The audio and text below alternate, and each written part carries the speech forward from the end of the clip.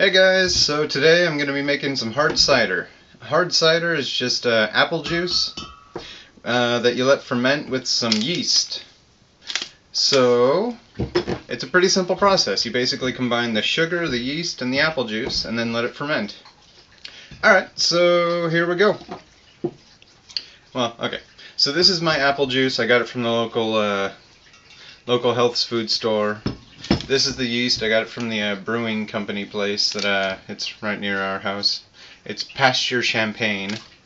Then I don't know what size cork I need, so I have a 6, a 7, and a 5. It's probably going to be the 6. Then here's my airlock.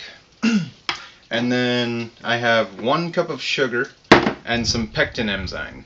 You don't really need the pectin enzyme, but since I'm using apple juice with a bit of sediment in the bottom, if you can see that, it's a nice addition.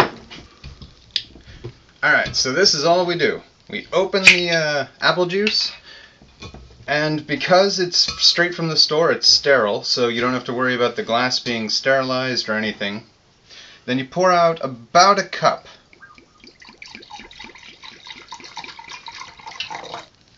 A little more. Then you set that aside. You can drink it later.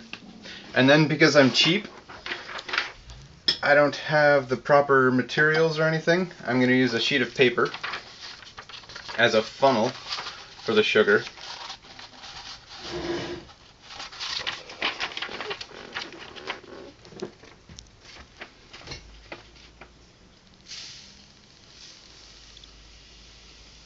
You pour in all the sugar.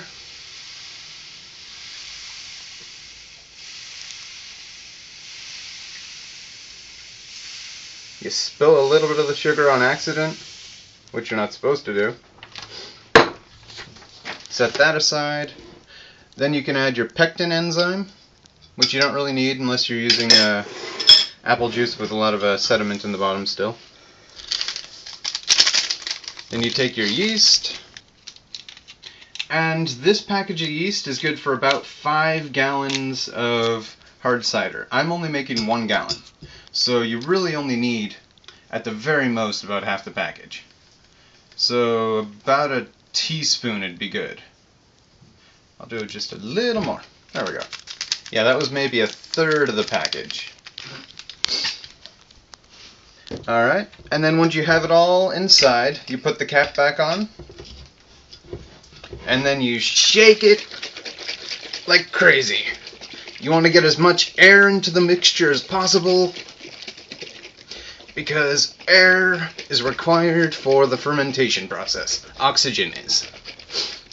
So you get it all mixed up, you try to dissolve as much of the sugar as possible. And really the best way to do this would be to combine the sugar, that cup of apple juice that I poured out in the beginning, the yeast, all in a saucepan on very low heat until it all dissolves. Except for the yeast, of course. You don't want the yeast to dissolve. And then you'd add it back. But I've made a couple of batches with just this. It works. So you mix it up all nice and fancy. And then you add the airlock. Yeah, see? My number 6 airlock fits just right. Just perfect. Well, the cork. And then you add the airlock, which already has the water inside of it.